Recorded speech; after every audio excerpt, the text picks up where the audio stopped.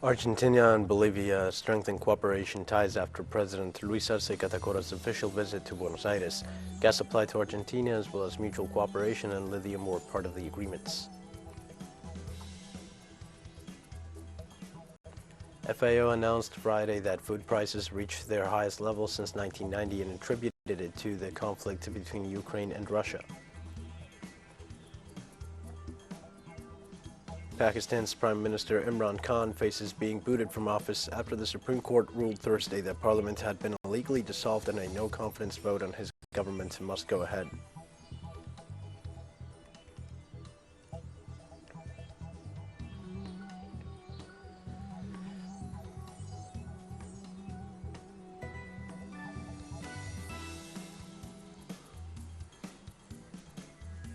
Hi, this is From the South. I am your news anchor, Dio Martin, from the TeleSUR studios in Havana. We begin with the news.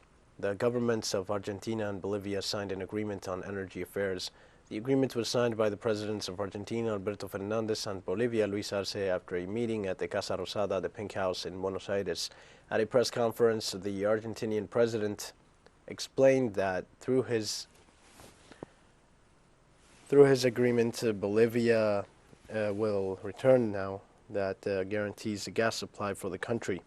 Although no information related to the commitment was released, it was known that Buenos Aires will pay an emergency price for the service. In turn, President Arce affirmed that the two governments also wish to co-sign agreements related to lithium.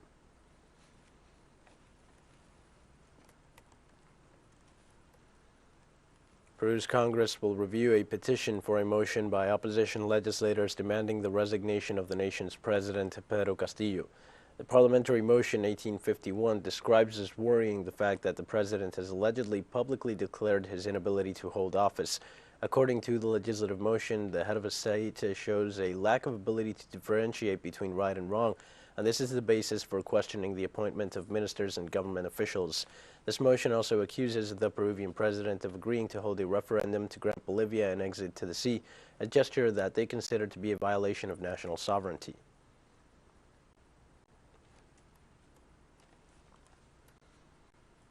In Colombia, the Congress summoned Defense Minister Diego Molano to offer explanations for the case of false positives in the Department of Putumayo. During a debate, the country's legislators summoned Defense Minister Diego Molano to answer for a case of false positives that took place during an operation by the National Army on March 28th in the area of Puerto Leguizamo. Representatives of parties such as Alianza Verde demanded that the defense minister answer for the military operation that killed 11 people. Those victims are what they refer to as false positive. Human rights organizations and farmers' communities pointed out that those killed were civilians and not members of illegal armed groups, as the Colombian army and President Iván Duque himself had said.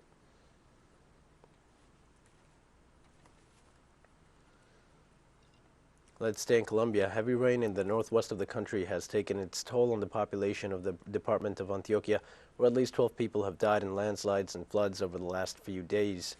Heavy rainfall triggered floods and landslides in Abriaqui municipality on Thursday, destroying part of the El Porvenir mine and a workers' campsite, killing 12 people and injuring 10. More people are feared missing, and the number of fatalities could increase. Roads in the area have been blocked by floods and landslide debris. Around the same time, flooding was reported in Medellin and Bello municipalities, where homes were damaged and around 300 people affected in total. Further heavy rain is expected in Antioquia, and 37 municipalities are on red alert for landslides. Everyone is desperate to find their relatives. You never know if it could happen to us, so we are in solidarity with the community and with all friends. According to reports from relatives and acquaintances, there are only 2 people missing so far.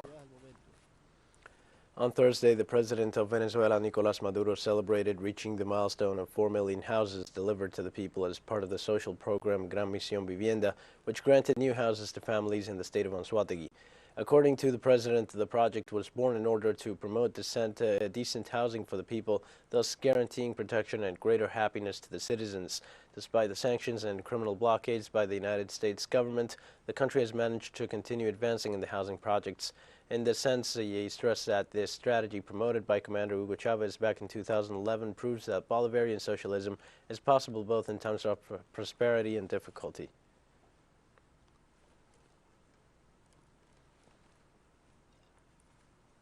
Salvadoran social communicators and opposition representatives in Congress rejected the penal code reform for considering that it restricts the right to freedom of press. The government's initiative establishes 10 to 15-year sentences for those who reproduce and transmit allegedly gang-originated messages that could generate anxiety and panic among the population. The Journalists Association considers that the measure is a clear example of censorship as it prohibits showing what is happening in communities controlled by illegal groups. Representative for the Vamos Party, Claudia Ortiz, assured that this reform could place gangs and journalists at the same level.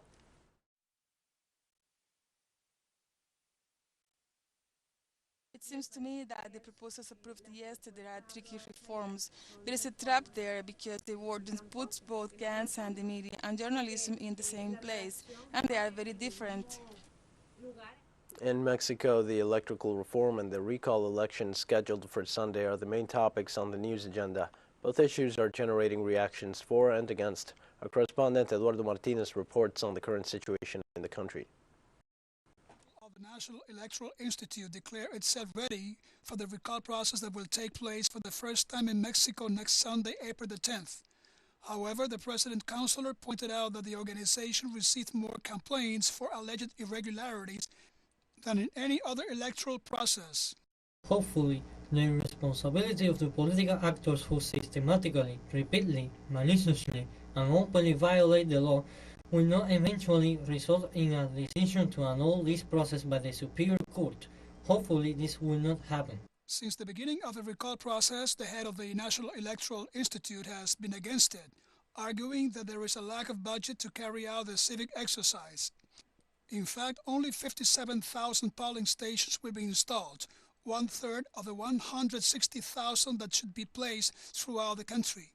In spite of this, in the streets, the importance of participating is promoted. From now, all elected presidents will think twice before making decisions that benefit or affect the people, because in the middle of their 6-year term, as Andrés Manuel is doing, for the first time in history, they will be subject to a recall vote.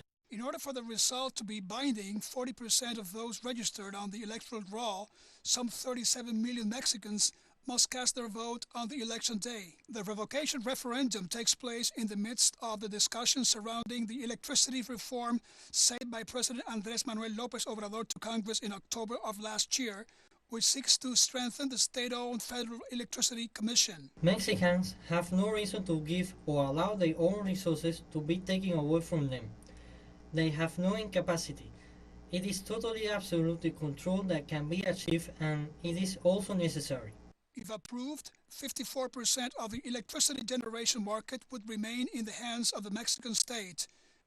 The remaining 46% would be at the disposal of private national or foreign companies, which currently dominate the sector. It's not just about money. It's about having a service that is fair, that is cheap, and that we can all have and enjoy above all. The reform initiative will be discussed in the next few days in the plenary session of the Chamber of Deputies and includes amendments to Article 28 of the Constitution, which nationalizes the lithium industry. Eduardo Martínez, TeleSUR, Ciudad de México. We're going to take a short break now. Please join us again after this.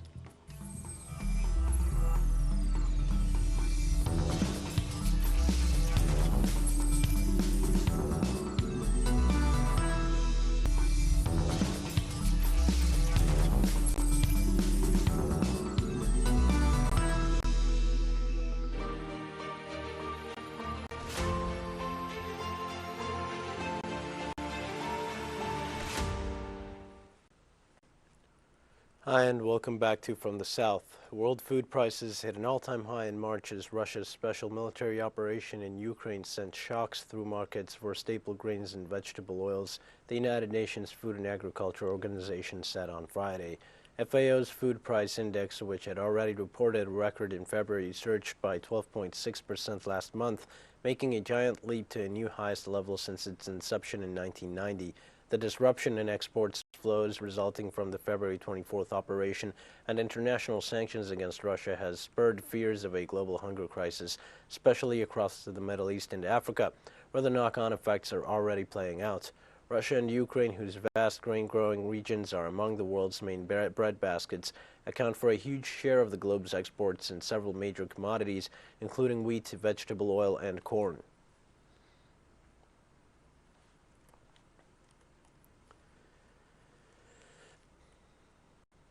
And the Russian Foreign Ministry described its expulsion from the United Nations Human Rights Council as an illegitimate and politically motivated step. The head of Russian diplomacy, Sergei Lavrov, described the decision as a challenge to a sovereign state with an independent domestic and foreign policy. In the same line, the Kremlin's spokesman Dmitry Peskov asserted that the Russian Federation will continue to defend its interests through all legal channels and to express its opinions before the world.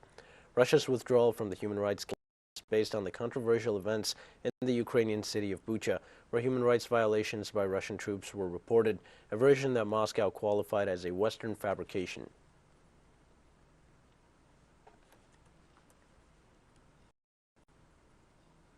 Russian intelligence services confirmed that the United States is trying to prolong the conflict in Ukraine as much as possible to further its own interests. The head of Russia's Foreign Intelligence Service, Sergei Naryshkin, accused the United States of infiltrating armed fighters to support and organize clandestine terrorism in Ukraine. Naryshkin ruled out that the White House and most NATO members would ever engage in military confrontations with Russia in the Donbass region and stressed that the West is not prepared to go beyond moral and material support for the Ukrainian authorities.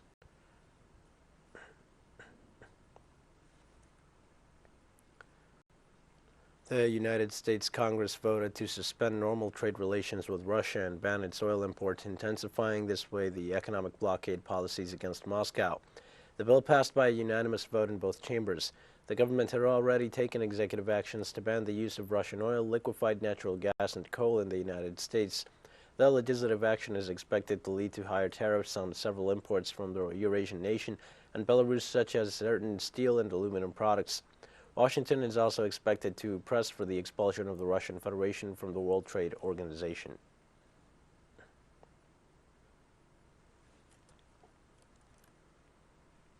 During an interview, Kremlin spokesman Dmitry Peskov hinted that the war might be over in the foreseeable future.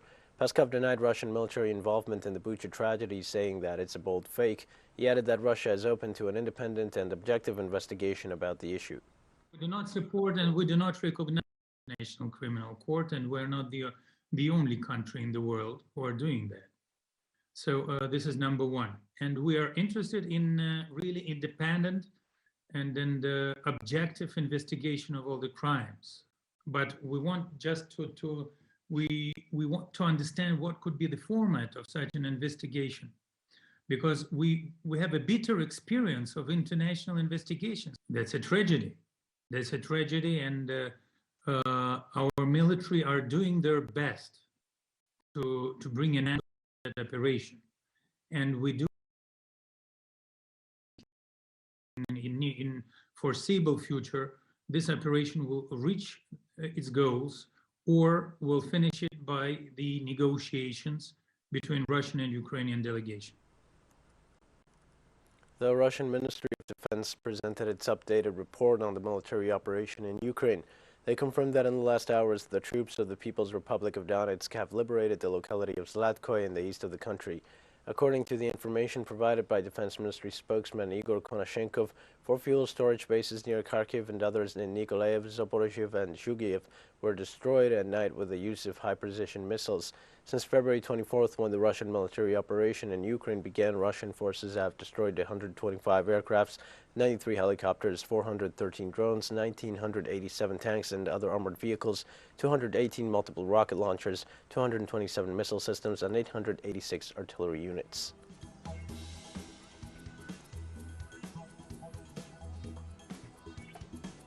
We have more news coming up after a final short break. Please stay with us.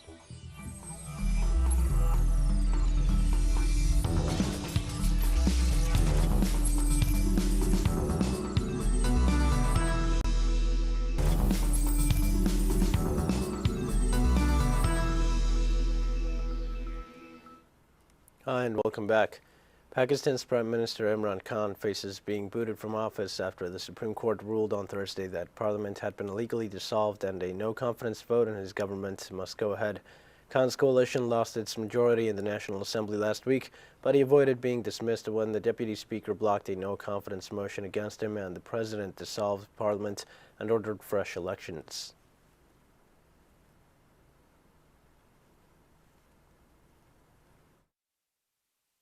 Great day for Pakistan, great day for democracy in Pakistan.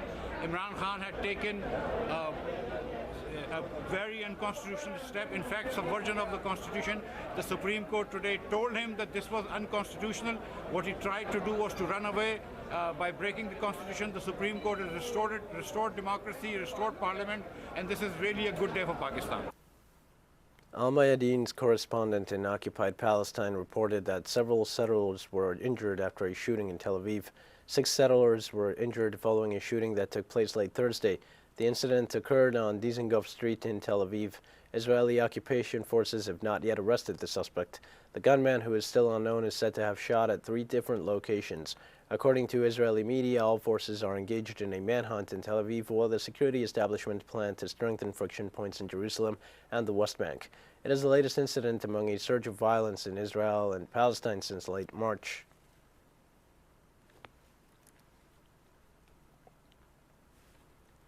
A United Nations envoy demanded access to the Malian village of Moura, site of an alleged massacre last month by local forces and suspected foreign fighters. Mali's army announced on April 1st that it killed 203 jihadist militants in Moura during an operation in late March. The United Nations peacekeeping mission in Mali, MINUSMA, was able to fly over the site on April 3rd. But the United Nations envoy for the Sahel nation, El Hassim Houen, told the Security Council that Malian authorities should extend the cooperation with MINUSMA.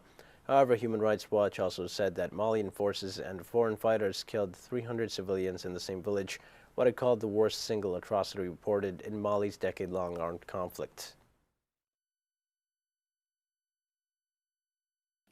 While the announcement yesterday night by the prosecutor of the Mufti Military Tribunal of the opening of an investigation, including the deployment to the field of the required personnel, is a welcome initiative, it is also imperative that the Malian authorities extend the necessary cooperation for MINUSMA to have access to the site of the alleged violations in line with its mandate. At a pre-recorded event to remember the victims of the 1994 genocide in Rwanda, Secretary General Antonio Guterres referred to the events, expressing regret that more effective action could have been taken at the time. He recalled that nations and world leaders turned their backs on those events while one of the world's genocides was taking place. The remarkable work of the International Criminal Tribunal for Rwanda, the first court in history to convict an individual of genocide, was instrumental in these efforts. And it has demonstrated how justice is indispensable for sustainable peace. Rwanda today stands as a powerful testament of the human spirit's ability to heal even the deepest wounds and emerge from the darkest depths to rebuild a stronger society. In Miami, Florida, Haitians have come out to protest against immigration policies racialized by the United States government. Protesters said the United States government unfairly targets them while opening the borders to thousands of Ukrainians fleeing conflict. As they claim that immigration policies are skewed, they also asked President Joe Biden to stop Title 42, a public policy enacted by former President Donald Trump during the height of the COVID-19 pandemic that prevents immigrants from crossing the U.S.-Mexico border to claim asylum, often turning them around and sending them back into poor conditions to Mexico.